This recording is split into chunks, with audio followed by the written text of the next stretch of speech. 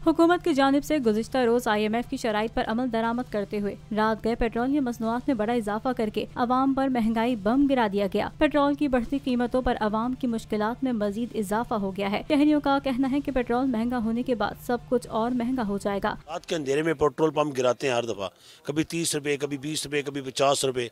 अब मैं ये समझता हूँ कि लोग इस वक्त इस कदर लोग परेशान हैं कि लोग अपने आप को आग लगाएंगे और परमानेंट हाउस के अंदर घुस जाएंगे। एक शहरी ने कहा कि तनख्वाहों में इजाफा नहीं हो रहा और महंगाई दिन ब दिन बढ़ रही है। शहरियों का ये भी कहना है कि महंगाई पर हम कुछ नहीं कह सकते, अल्लाह हम पर फजल करे और हुक्मरानों को हिदायत दे। मैं तो कहता हूँ कि जो बम पाकिस्तान ने बनाया है एटम बम, वो हम पे एक दफा गिराया दे ताकि मतलब हमारा यह सफाया हो जाए। एक शहरी ने कहा कि मजदूर महंगाई की चक्की में पिस गया है, कम आमदनी वाले लोग कैसे गुजारा करें, जबकि एक शहरी ने हुकूमत को नाकाम करार दे दिया।